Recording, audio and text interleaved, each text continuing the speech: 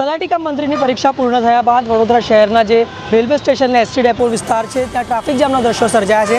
આપ જોઈ શકો છો કે જે રીતે પરીક્ષા સમગ્ર રાજ્યભરમાં યોજાઈ હતી, ત્યારબાદ પરીક્ષા બાદ શહેરના જે તમામ જે લોકો ઉમેદવારો અને વિદ્યાર્થીઓ અહીંયા પરીક્ષા અર્થે આવ્યા હતા, ત્યારબાદ પરીક્ષા પૂર્ણ થયા બાદ તેઓ તેમના ઘરે જવા પાછા પરત નીકળ્યા છે। ત્યારે રેલવે સ્ટેશન જે વિસ્તાર છે, એસટી ડેપો છે, ત્યાં ટ્રાફિક જામના દ્રશ્યો સર્જાયા છે, જેના કારણે ઘણા લોકોને પણ ઘણી તકલીફનો સામનો કરવો પડી રહ્યો છે।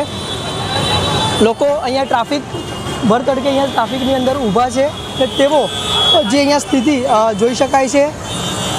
રિક્ષા ચાલકો હોય કે પછી કાર કે બસ, તમામ લોકોને અહીંયા જે ટ્રાફિકની વ્યવસ્થા છે જેના કારણે અહીંયા ટ્રાફિક જામ જોવા મળી રહ્યું છે।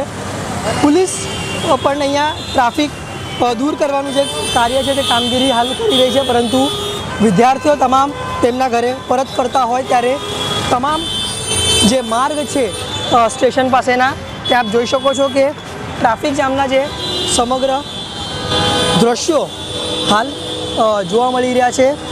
પોલીસ જવાન પણ હાલ ટ્રાફિકને શાંત કરવા માટે તેમનો પ્રયત્ન કરી રહ્યા છે। ટ્રાફિકને જે રીતે જામ થઈ ચૂક્યું છે તેને ટ્રાફિક જામ સોલ્વ કરવા માટેનું પ્રયત્ન કરી રહી છે। હાલ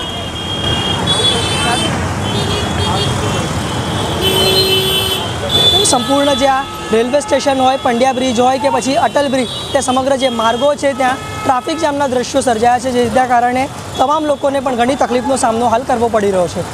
કેમેરામેન અલ્પેશ ચૌહાણ સાથે પાર્થ માલુસરે, લોકસત્તા જનસત્તા, વડોદરા।